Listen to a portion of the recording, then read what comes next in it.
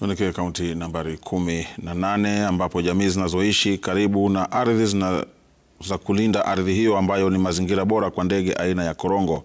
Haya yamesemwa kwenye maadhimisho ya miaka 10 tangu kuanzishwa kwa makundi ya kuhifadhi ndege kutoka katika uwanja wa Oljororok huko Nyandarua.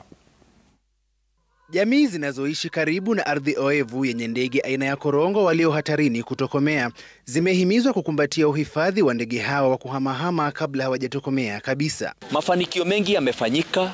Jambo moja ni kwa sababu wakaaji ambao wanazunguka ziwa la Oloborosat sasa wanajua kuhusu huyu korongo ambaye anaelekea kuangamia, na wanajua ni jinsi gani ni nini wanastahili kufanya ili wamhifadhi. Wahifadhi wamesisitiza haja ya kuwahifadhi ndege hao kama sehemu ya juhudi za kukuza uhifadhi wa mazingira, urithi wa kitamaduni na uwezeshaji wa jamii.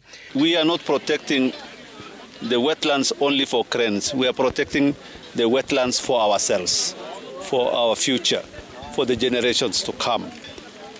In Kenya we have about over 13,000 wetlands, which are all endangered right now because people have encroached it. It is disappearing. People have farmed into it.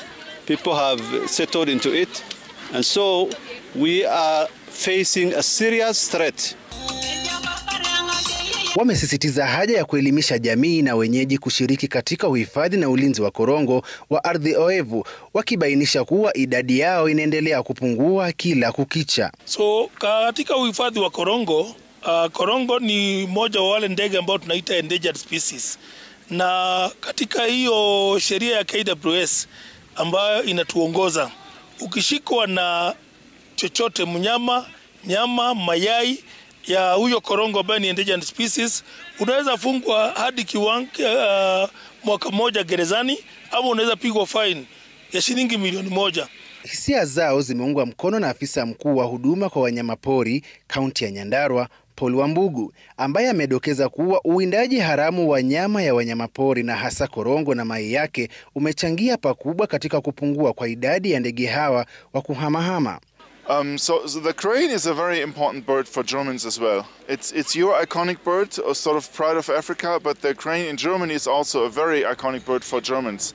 So it was very easy to connect with the grey crane here in Kenya, and it was quite natural to support this crane here. It's also the most beautiful of the cranes. The German crane is not as beautiful. It's bigger. Aidha, amewataka wenyeji kuripoti visa vya uwindaji wa ndege hao na mayai yao kwa maafisa wa usalama ili kulinda turathi hiyo muhimu. Athman Saidi, Runinga ya Citizen.